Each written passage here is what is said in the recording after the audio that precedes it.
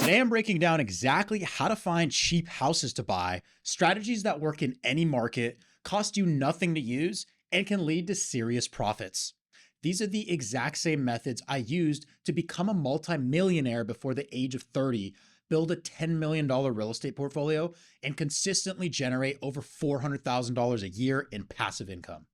I'll also be walking you through a real deal using my personal deal calculator, the same tool I use to analyze every single real estate investment that I make, and you can download it completely free.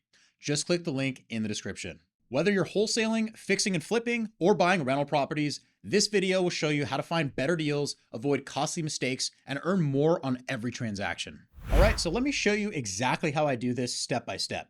I'm pulling up Redfin right now so you can see firsthand how I find cheap houses in real time using just a few filters and a strategy that anyone can follow no matter what market you're in. This is exactly what I would do when looking for my next deal in any market across the country.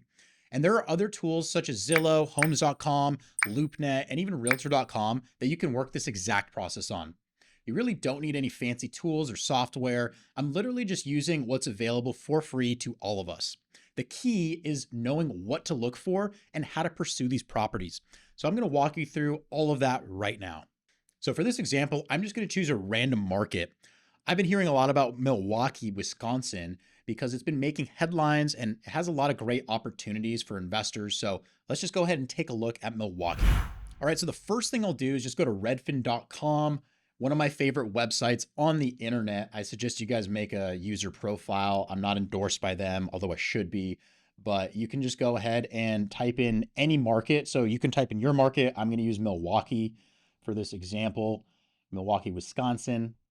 So the first thing you see is the total market. So we can see that in all of Milwaukee right now for sale, there's almost 700 homes on the market. The first thing I'm going to do is look for single family and multifamily properties, right? So I personally don't really invest in condos or townhouses, although I'm not completely against it.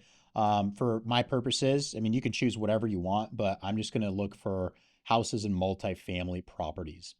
So that takes us down to 513 homes. So the majority of those listings are houses and multifamily properties. From there, I'm going to look at the price per square foot of these properties. So you can see here that this Redfin has different layouts. So this is called the split layout, but I'm going to go to the table layout for this. There's several different headings here on these columns. So this actually lists all the properties as a table. So first off, we're just going to sort by price per square foot. When I do that, we are now looking at the list of properties that are the cheapest price per square foot to the highest price per square foot. So what this is the asking price of the property divided by the living area, right? The square footage of the actual structure of the property, okay? So we can see that the first thing that's listed here is it's listed for $2 a square foot, okay? That's cheaper than a pizza. So you can literally buy this house. The asking price is $2 a square foot, which is so cheap, right? You can't even build for 200 a square foot in a lot of markets. So we can take a look at this just for an example, because this is a $7,000 house, right? How much cheaper can you get, right? I guess there's 6,999 ways you can get cheaper than this. But by the looks of it, this looks like an absolute dump. So we can see the pictures. It is boarded up actually. Yeah, the front door is boarded up. Looks like there's two front doors, so this is probably a duplex at some point. And the inside is partially gutted. It's not habitable at all. So this does need a full renovation. Let's kind of look at what's going on with it. It's a tax foreclosed property, okay? It's also been listed for almost a year. So this property has a lot of hair on it, as I like to say. I'm assuming you're probably going to have to inherit some liens and not a clear title. So there's definitely some things going on with this, which is why it's priced so low. But this seems kind of like an outlier. You know, sorting by the price per square foot, you can definitely find some of the cheapest houses in any market. Although you're going to see, you know, in some instances, there's no price per square foot listed here. So, you know, these are just kind of here for some reason. But you can see the next lowest price per square foot is $27, which is very cheap, right? This is a very cheap house. You're able to pay about $55,000 for over 2,000 square feet of living area, right? Albeit that the condition is pretty rough. So this house would clearly need a renovation for it to be livable. There's peeling paint, the flooring is coming undone.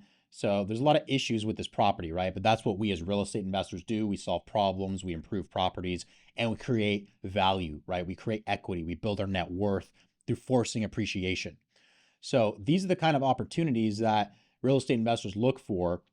And so this is exactly kind of the search that I'll do to find cheap houses in any market, right? So just for another example, this next house, this looks like it's a cash flowing duplex as it's marketed here, and it's also being sold as a package.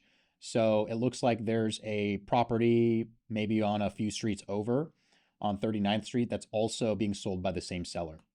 So only one photo here, so we'd have to call and get some more information and get some photos, but looks like it was recently listed. It's an older home, 1920s, but something like this can make some great cash flowing investment. So I'm sure everyone watching this loves cash flow. I sure do myself. So sorting by the price per square foot is one of the quickest ways that you can find cheap houses in any market for sale right now that you can make offers on and actually buy, assuming you can come to a deal with the seller. So the next strategy is simply sorting by the price, right? So we sorted by price per square foot. Now let's actually sort by price. So this is literally how you find the cheapest houses for sale in any market. And keep in mind that over 90% of all real estate transactions happen through a real estate agent and on the MLS. So there are a lot of homes for sale. Almost every home for sale, right? 9 out of 10 is going to be listed on the MLS at one point or another, or sold through a real estate agent in this city. And if you're following along, you can look at your market and find the cheapest houses in your market by doing this. So we still see that $7,000 property. We have a $39,000 property, that $50,000 property. There's a couple of those, 55,000. So this whole page of properties, right? There's doesn't say how many houses, but these are dozens and dozens of houses with an under $100,000 purchase price.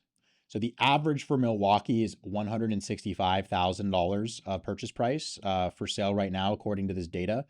So these are literally the cheapest houses on the market in this city. So and when you do this, you can find investment opportunities, right? So you might actually find, I've seen some properties that are ready to go, that are rent ready, maybe just some cleanup and painting, but a lot of these are going to need work. They're going to need some rehab.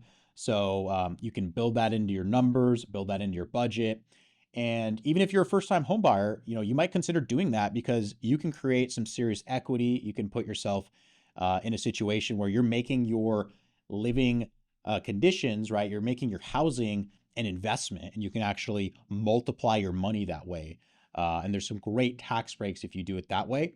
But if you're an investor, of course, you can flip houses, you can wholesale these houses, and you can buy them as rental properties. So again, the second method, sorting by price and going straight to the cheapest houses in any market. The third strategy that I want to share with you to find cheap houses, searching on Redfin in any market, and then looking at the filters. So I'm actually going to reset my filters. And what we're going to do is check this box, which one of the reasons I love Redfin is because they have this filter, and it's a fixer upper filter. So if you want to find value add opportunities, if you want to find below market price properties, right? Discounter properties, a lot of times these are motivated sellers, then click this fixer upper filter. This has filtered out 11 homes for sale that are considered fixer upper properties, right? So Redfin has some way to filter them out based on the condition of the property, the listing, how it's represented on the market. So whatever they do, they're able to actually comb through all of the listings and find fixer uppers, which is awesome. So I will say that you're going to miss out on a lot of great opportunities. This isn't going to cover all of the investment opportunities. However, This is a quick way to look at any market and find distressed real estate through the fixer upper filter. So we can see that there are these properties, let's just click on this one, for example, that it says, attention investors, rehabbers, there's a fixer upper ready for your rehab. It's a 2-2 duplex property with a 2.5 car detached garage. Lower unit has a 2 bed, 1 bath, living room, et cetera, et cetera. So needs a lot of work, being sold as is. So, right.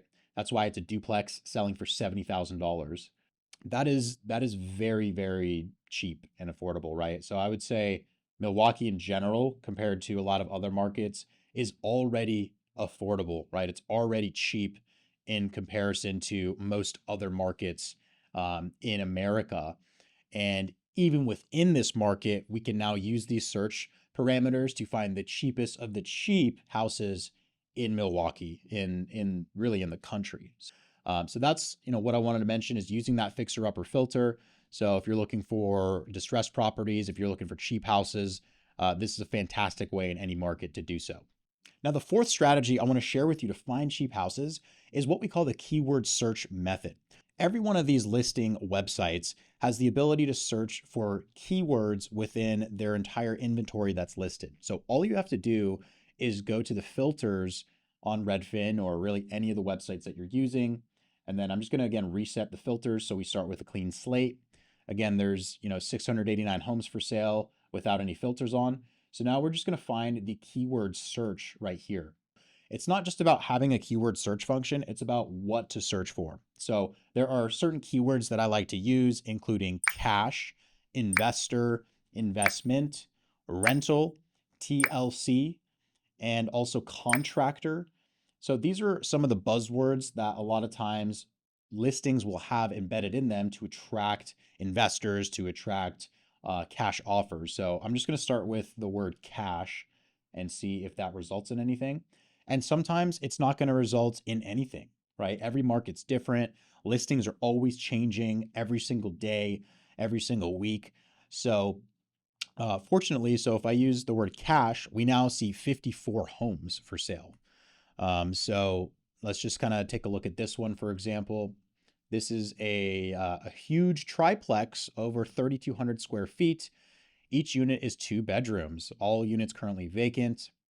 It's close to some, landmarks and parks. This property has been completely renovated and is ready for the next owner to have instant cash flow. Bring us an offer. Basement needs repairs. So it says completely renovated, except the basement needs repairs. Okay. So by the looks of it, I mean, this does look pretty rent ready. Doesn't look like anything fancy, but if it is a rental, then we don't necessarily need it to be super fancy, especially in a market with kind of lower prices like this. So this seems like an interesting opportunity. You're getting a lot of house for the price, right? It's $31 per square foot, right? So there's a lot of dinners I've had that are more expensive per square foot than this triplex. So this is a very, very cheap property, relatively, right? I've been investing for over 12 years now, buying properties, producing income, and there's not a lot of markets left that are this cheap. So this is a very interesting opportunity. We can definitely analyze this in a bit, but just wanted to share some additional keywords just to see what other examples can show up. So if I go back to the filters, if I search for, let's say investment, so there was 54 homes for cash. Now there's 122 homes for investment. All right. So we're going to get some different results with different keywords that we are using. So keep in mind, I don't have any property type filters on. So some of these are land, some of these are condos, townhouses. I think you're starting to get the point that different keywords will give you different results. If you're searching for a rental, for example, you can type the word rental, maybe type the word income. You might type cash flow. So if you kind of use your creativity, use your mind, you can start to think of other keywords that might be relevant. And this can at least just help expedite your search when you're looking at a market, especially that has a lot more homes, right? This is a relatively small city, small market, so limited inventory, but we're still getting a lot of leads just using these very basic filters. So So using the rental keyword, we're now seeing 66 homes for sale. So, this one, for example, um, says that it has long-term owner retiring from rentals, tenants in residence at $950 a month, and has been there for about a year. Tenant pays gas and electric. Great investor, rental return. So yeah, so the fact that it has rental in the description is why it's being shown to us when we are typing in the keyword rental. Okay, so you can see this is pretty powerful. Again, this property is being sold for $60,000, and it produces $950 per month, which I can already tell you it's going to produce some cash flow, right? So it's over the 1% rule, if you guys are familiar with that. So typically that'll result in cash flow. So those are the 4 key strategies that I wanted to share with you that you can find cheap houses to buy in minutes in any market around the country, right? We covered sorting by the price per square foot metric. We covered sorting by price itself from lowest to highest. We explored the fixer upper filter on Redfin, as well as the keyword search function. So now we know how to find cheap houses to buy, but here's the thing. This is where most people stop. A lot of people think they're crushing it just by finding deals. But the truth is, finding a deal doesn't just make you any money automatically. That's just the beginning. The real value, the real money-making part comes from analyzing the deal, and that's exactly what I'm going to walk you through next. This is the stuff that most people don't talk about or teach, and honestly, it's probably because they don't know how to do it or they don't actually do this in the real world. But I do. I live and breathe this stuff. And I'm going to show you exactly how I analyze deals step by step using the calculator that I use on every single investment.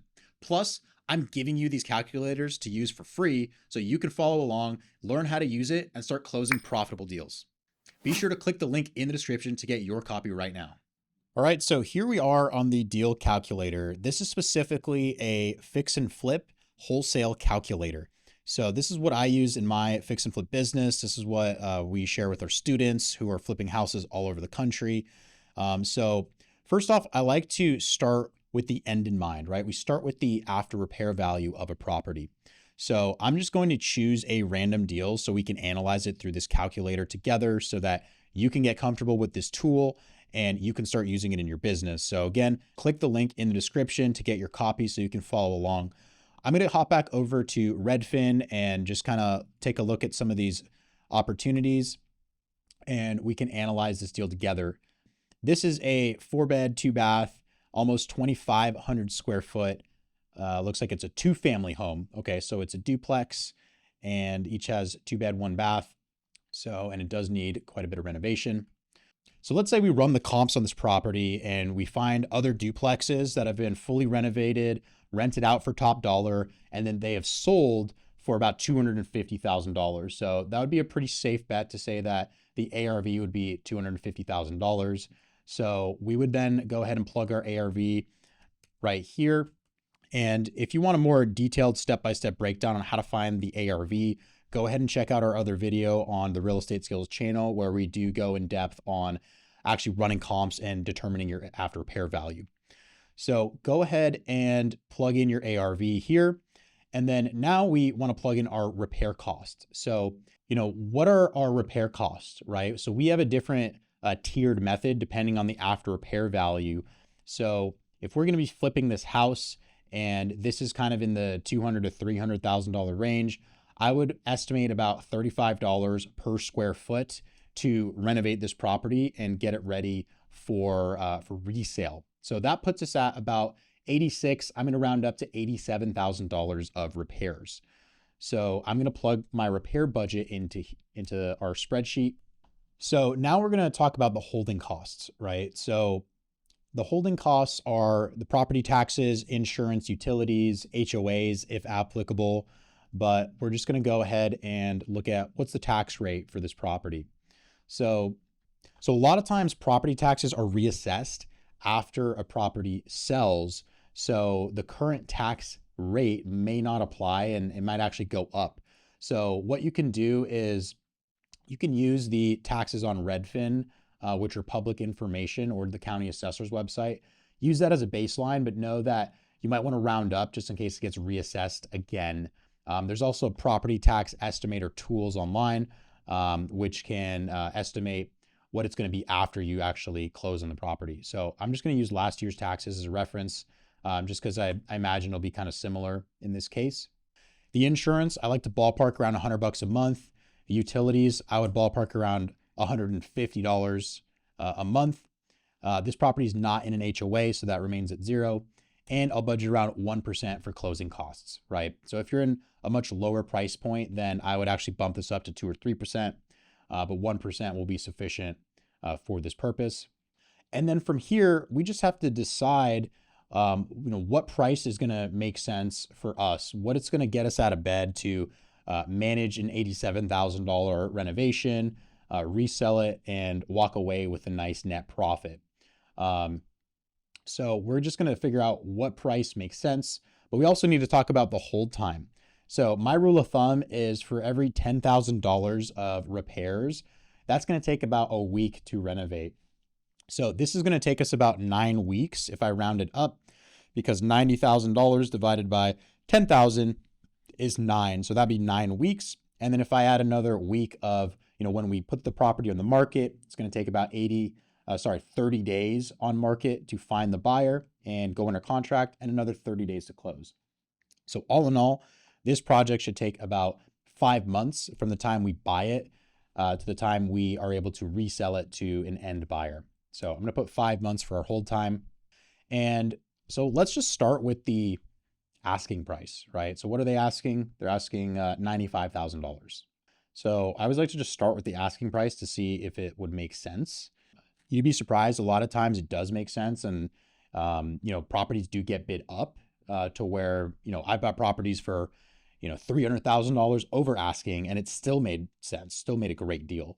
And then other times where you're gonna have to offer much lower than what the asking price is. So just because there's an asking price doesn't mean that's what you're going to pay, and doesn't mean that's what you're going to offer on the property. So it's all about negotiation. So let's start with $95,000. So this means that if we bought it for $95K, we put $87,000 into it, plus holding costs for 5 months, we're all in on this property to get it renovated and up to market value at $184,000, right? Almost $185,000. If we can sell it for $250,000 and all we had to pay was $185,000, then we're going to have a profit, right? So we're also going to have some sales costs. So that's why we have the sales cost here. This is the resale costs, right? So this comes out of the gross proceeds of our sale. So if we sell it for $250,000, 1.5% of that goes to our listing broker. Of course, you can adjust this, but 1.5% is pretty sufficient to get a listing broker to list your freshly renovated property. We also like to budget 2.5% for the buyer's broker commission. So this is, of course, always negotiable, but we like to be a little bit more prudent and anticipate that we're going to pay a buyer's agent to bring us a willing buyer. It's a very good investment. Closing costs, again, at 1%. You can adjust this if you feel like it looks a little bit low. But with that, we can pretty realistically say that this deal will profit over $50,000, okay? And that's a almost 28.5% deal ROI.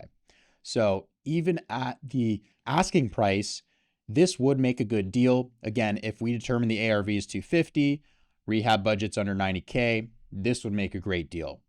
So of course, you're going to want to check your numbers.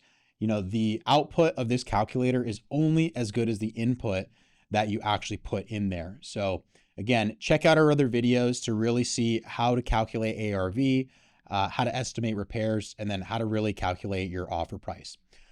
But it really doesn't stop there. So of course, a fix and flip for $50,000, like that's a great deal. But what if, I don't want to take on this project? What if I'm busy, if I'm running a business, if I have a job, if I'm in another market and I don't want to go to Wisconsin and Milwaukee, I don't want to deal with the renovation. Maybe I should get rewarded for finding a great deal, putting it under contract, and maybe someone else would want to buy it, right? So this is what we call wholesaling, where you're not actually flipping the deal, you're not actually flipping the property, but you're flipping the paper. You're flipping the contract to buy that property. Since there's such a nice margin, we can add in a wholesale fee, meaning that another investor would buy this deal and actually renovate and flip the property. And in return, in exchange for that, we would earn a wholesale fee. So I like to ask myself, how much would I want to get paid for my time on this deal, right? This whole process might take me, 5 to 10 hours of finding it, analyzing it, locking it up, and then flipping the paper. So if it took me 10 hours, then I'd want to make at least $10,000 to $20,000, right? So if I put $20,000 as a wholesale fee, then that means the investor would be all in at about 205,000 and still be able to sell it for 250. So they would still make over $30,000 of profit, as we can see here in the calculator. So that's over 15% ROI. And I know cash buyers who would eat that up all day long. This would still be a great deal. So I might say, hey, I don't want to spend 5 months to make $50,000 when I could make $20,000 and spend 3 weeks on this deal. So that's just a question that you'll have to answer as the investor.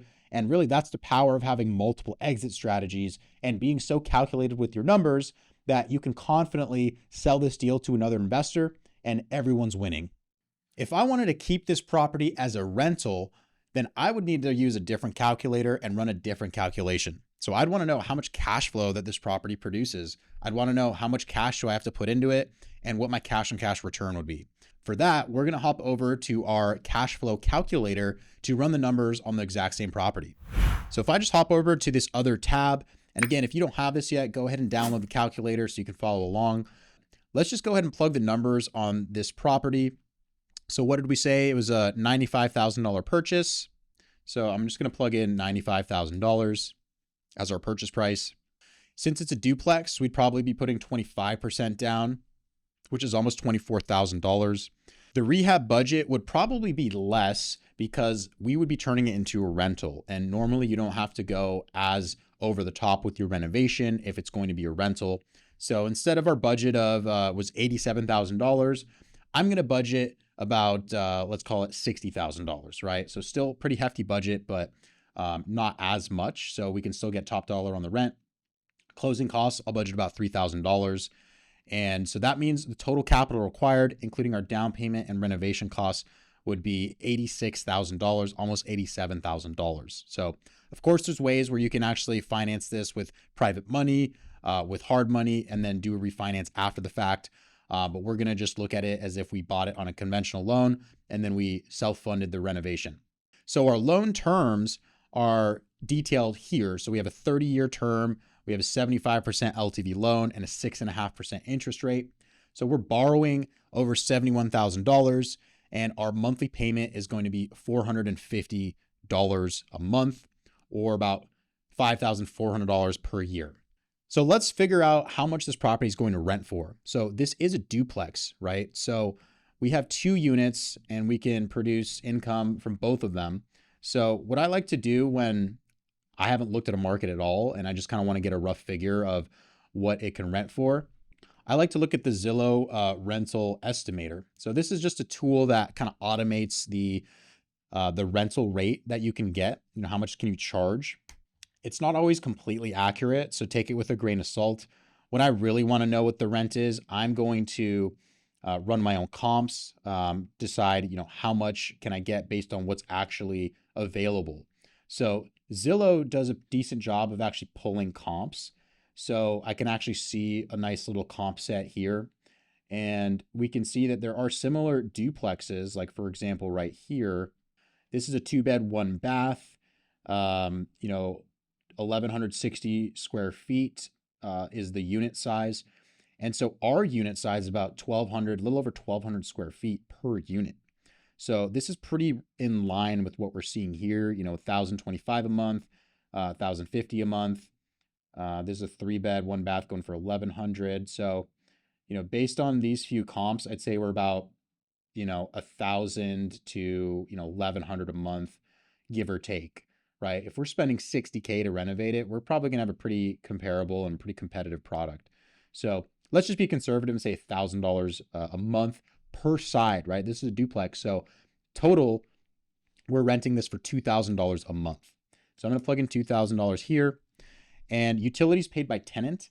So this is if you're collecting utilities basically from the tenants. A lot of times in small multifamily properties, The landlord will pay for the utilities because a lot of times these older properties, especially, only have one water meter, one sewer bill. And so the owner will pay it and then bill back the tenants.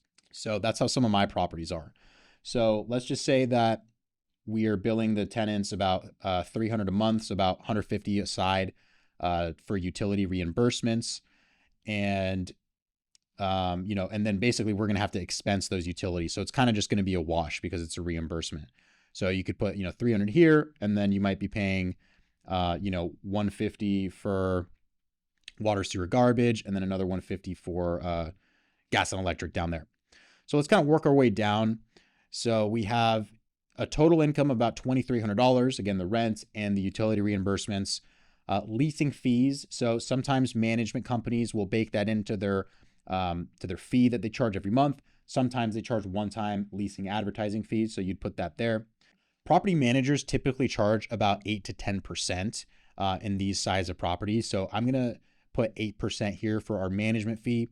Maintenance, for properties as old as this, I would normally charge about 10 to 20% depending on the condition. But since we're doing a full renovation on the property, I'd probably budget around 7% in this case, anywhere from 5 to 10%. So 7's kind of right in the middle. That's about $140 a month, which is pretty good considering there's a full renovation. Vacancy, I like to use around 8%, anywhere from 5 to 8%, depending on the market. 8% is about 1 month of the year vacant, which if you have good management in place, you should be able to have around 5 to 6% vacancy, meaning you're only taking about a couple weeks to turn the unit and replace the tenant. Insurance, I'm going to ballpark around $100 a month, but you can definitely adjust that when you get quotes. Taxes, we're going to go with $150 a month. And then these are the utilities that I mentioned. The owner's going to pay, but we're going to get reimbursed later on. So if there was any other costs involved here, then I would put it here. So maybe you're paying, $80 a month for landscaping. There could be some snow removal and things like that. So maybe, $100 for miscellaneous. So really you can customize this for the property. Again, the inputs that you put in this calculator are going to create the quality of outputs, right? So if you put garbage into this calculator, you're going to get garbage out.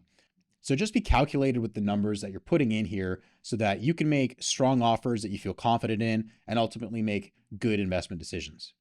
So now that we have our income inputted in here and we have our expenses, we can see that our total income, again, is $2,300. Our total monthly expense is about $1,640. So the net of that, right, our monthly cash flow is $659, right? Almost $660 a month in cash flow, which is awesome. So we can see over here, these are the annualized numbers. So our gross income is $27,000 a year, $27,600, minus the almost $20,000 in expenses. So our annual cash flow, right? The cash flow we're producing from this property every single year is $7,915. That's awesome, right? This is income that you'll receive for your entire ownership of this property, right? This could be decades. So imagine owning, 5 of these. Imagine owning 10 of these, right? If you're in a job and you're making, $75,000 a year, if you bought 10 of these properties, you could effectively replace your income, right? You could effectively replace your salary and quit your job and maybe go all in on real estate, right? This is the power of rental real estate. This is the power of creating generational wealth, which is why we're so passionate about real estate and why I want to share this with you. So it's not just about how much cash flow you're producing. It's also about how much cash flow in relation to how much capital you put in the deal. So what I also like to do is take your annual cash flow number and divide it by the total investment in on the deal. So I would divide 7,915 by 86,750. So that gets us to about 9%. Okay. So that means we're getting a 9% yield on our investment, right? We invest, $86,750 to buy this property, renovate it, get it rented. And at the end of the year, we're going to receive $7,915 roughly. Okay. This is all just projections and it's not going to be exactly this, but we can pretty realistically say we're going to make about 9% cash on cash return, which is actual money coming into our pocket that we can spend on whatever we want. We can reinvest in the property.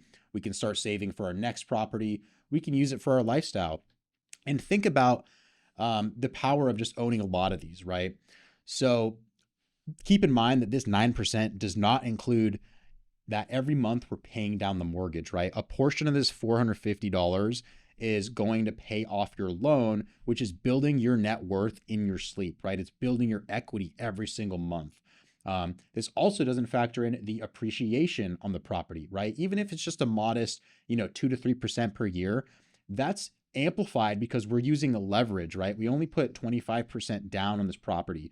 So every percentage of appreciation is actually amplified because we're using smart leverage on these rental properties. So by having these calculators in your tool belt, you can now look at one property and see multiple ways where you can profit depending on your investment strategy, whether you're a wholesaler, a fix and flipper, or a buy and hold rental property investor. There are so many ways that you can make money on even just one single property. So you can see how finding cheap houses to buy and actually taking action, analyzing and buying these deals can make you a lot of money. It can literally make you fortunes. And that's how you find cheap houses to buy using the same strategies that I've used to build real wealth in real estate. And if you haven't downloaded the calculator yet, don't miss it. It's completely free and gives you the power to run the numbers like a pro on every deal you come across using the exact methods I covered in this video. Just click the link in the description or head to realestateskills.com/calculator to get your copy. And if you're still using the 70% rule, forget it. That's what most beginners are using, and it's losing them deals and it's leaving a lot of money on the table. With this calculator, you'll be way more competitive, more calculated, and so much more profitable. And if you're serious about taking your real estate investing business to the next level with the coaching, tools, and step-by-step support that you need to build a 6 or even a 7-figure business, check out our Ultimate Investor Mentorship Program at realestateskills.com/programs. I've also dropped that link for you in the description below. Thanks for watching, and I'll see you on the other side.